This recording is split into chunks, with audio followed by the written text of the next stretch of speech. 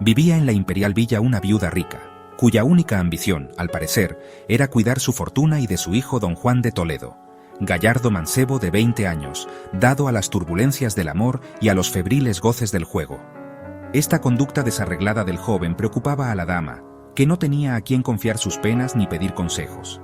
Hijo único, era mimado y voluntarioso, y aun cuando había recibido alguna instrucción, ésta se limitó al estudio del latín en un convento de la villa imperial.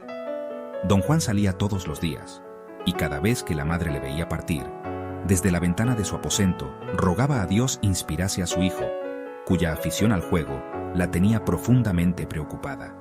Había observado además en aquel joven los síntomas de una pasión ardiente, y la tristeza y palidez de su rostro la conmovían, pues él frecuentaba la casa de su prima, de quien estaba perdidamente enamorado, a sabiendas que ella tenía a su esposo. Es así que la madre de don Juan sabía las visitas diarias de su hijo y conocía asimismo que las noches las pasaba en los garitos. Había penetrado con su instinto de madre que su hijo amaba y sospechaba que era a su sobrina. No se atrevía a darle ningún consejo y lloraba.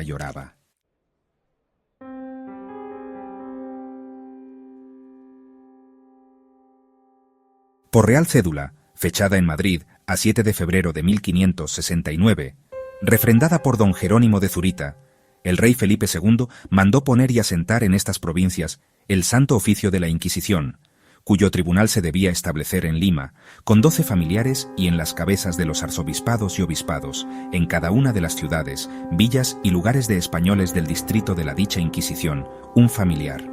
Aquella terrible e inicua institución, eterna deshonra de los que la fundaron y ejercieron, había nombrado su comisario en la villa imperial de Potosí a don Martín de Salazar, hijo del licenciado don Juan Ramírez de Salazar, corregidor a la sazón.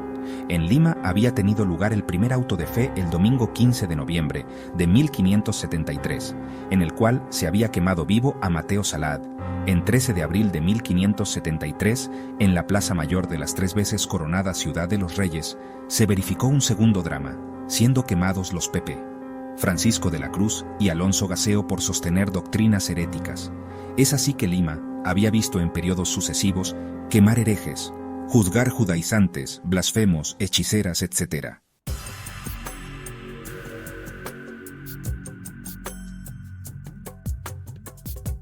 La madre de don Juan de Toledo conocía aquellos hechos, pero su vida ejemplar la ponía lejos del alcance del terrible tribunal. En cuanto a su hijo, no era dado a cuestiones religiosas, cumplía con el culto externo, pero estaba preocupada y pesarosa con la conducta de éste por la frecuencia con que pasaba las noches en los garitos y los días en casa de su sobrina. En esta soledad y aislamiento, la buena señora se dio a curar a los enfermos pobres, especialmente a los indios, a quienes tenía lástima. Dábales remedios y limosnas, y a veces les enseñaba cuanto pudiera mejorar su triste condición. Los indios, supersticiosos y crédulos, la miraban como a sus viejas agoreras, puesto que conocía sus males y los aliviaba. Íbanle con las ridículas patrañas de sus sueños, especialmente los que estaban enfermos, y ella, por inspirarles más fe en sus medicamentos, les escuchaba con atención. Atendía con cariño a los desvalidos y a los huérfanos, amaba al prójimo. Por esta razón se ocupaba con frecuencia en la confección de medicamentos, brebajes y ungüentos que suministraba gratuitamente a los que la consultaban. Sus criados la veían en esas ocupaciones medicinales, pues no lo hacía ocultamente. Los pobres indios llegaban a su puerta a toda hora, la que jamás estaba cerrada para aquel que invocaba la caridad. Esta vida había llamado la atención del barrio, luego la de los vecinos de la villa y del comisario del Santo Oficio. No faltaba quien la llamase la hechicera, la bruja, y este rumor vago al principio se tornó en una amenaza terrible. Los indios eran supersticiosos y agoreros, y entre ellos creció más aquel rumor. En ese trance, muy distante estaba la pobre madre de sospechar que el vulgo la llamaba hechicera, puesto que cumplía como cristiana sus deberes.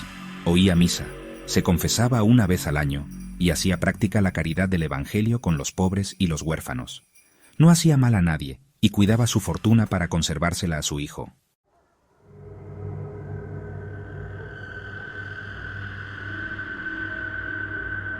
Cuando el comisario de la Inquisición supo la fama de hechicera de la viuda y las curaciones que hacía, Se presentó él mismo en su casa, vestido de negras ropas, con puños y golilla de encaje, y la cruz verde en el pecho seguido de 2 ministriles.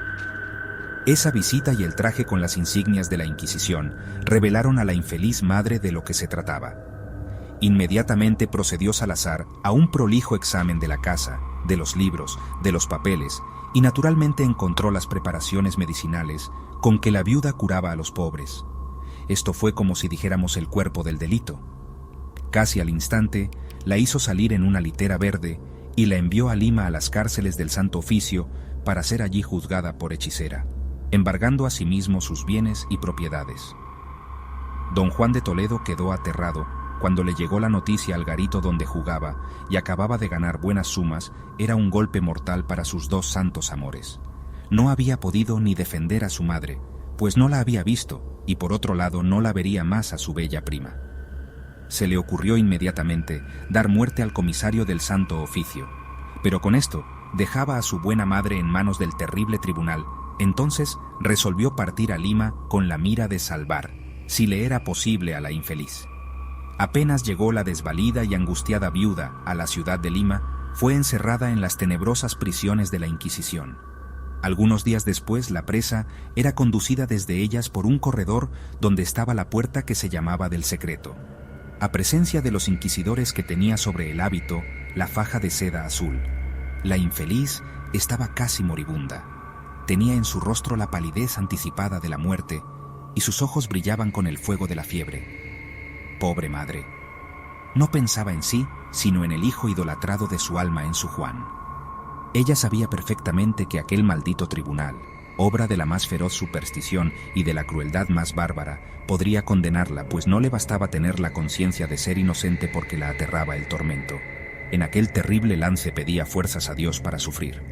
Acusábanla de maleficios o sortilegios, que producían enfermedades u otros accidentes con su arte infernal, por medio de hechizos con hojas de coca, de tener pacto con el diablo, de consagrarse a la quiromancia y otras artes supersticiosas. A esta acusación, formulada con énfasis por el promotor fiscal, siguió un interrogatorio amenazador. La pobre mujer lloraba desesperada, protestaba no haber renegado jamás de la religión de sus mayores, de ser católica, apostólica a carta cabal, de no haber soñado nunca en pactos con el diablo, ni en maleficios de ninguna especie, que ella curaba a los pobres indios por caridad, aplicando remedios sencillos y caseros, pero sin recurrir jamás al diablo. A sus lágrimas, a sus angustiosos sollozos, los inquisidores la conminaban a que declarase sus culpas y a que confesase que tenía pacto con el demonio. Aquella mujer cayó de rodillas, poniendo por testigo de la sinceridad de sus palabras al crucificado, cuya imagen estaba allí. Entonces hicieron mover la cabeza del Cristo y la desgraciada se desmayó. Los legos del convento de Santo Domingo eran loone encargados de dar tormento. Los frailes de San Juan de Dios cuidaban a los enfermos en la cárcel, donde además había médicos para hacer volver en sí a los que sufrían el tormento, informando si podía resistir a aquellas atrocidades. La infeliz mujer fue conducida a la cárcel del tormento. En presencia del inquisidor y secretario, fue de nuevo interrogada sobre los delitos de que estaba acusada. Ella cayó de rodillas implorando clemencia, piedad para ella, cuya única culpa era haber practicado la caridad. En el centro de aquella sala había una mesa de 8 pies de largo. En el extremo, un collar de hierro en el cual se colocaba el cuello del acusado y correas para sujetar los brazos y las piernas, de modo que, dando la vuelta a la rueda, aquellas correas se estiraban en dirección opuesta hasta dislocar las articulaciones de la víctima. Este fue el tormento que la aplicaron. Aquella desgraciada señora se desmayó varias veces, pero el exceso de dolor la hizo volver en sí. No confesó nada, es decir, se negó a mentir. Del tormento fue conducida moribunda a su prisión.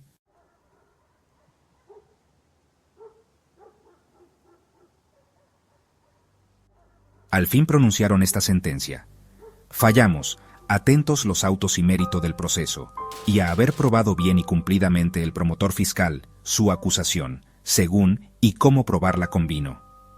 Damos y pronunciamos su acusación por bien probada, en consecuencia de lo cual debemos declarar y declaramos a Juana Andrea Mendoza de Toledo haber sido y ser hechicera, mujer de malas artes en maleficios y sortilegios, hereje e impenitente, y por ello haber caído en sentencia de excomunión mayor y en confiscación y perdimiento de todos sus bienes, los cuales mandamos aplicar y aplicamos a la Cámara y Fisco de su Majestad y a su receptor en su nombre, desde el día y tiempo en que comenzó a cometer dichos delitos, cuya declaración y nos reservamos, y que debemos relajar y relajamos la persona de dicha Juana Andrea Mendoza de Toledo a la justicia y brazo seglar, rogando y encargando muy afectuosamente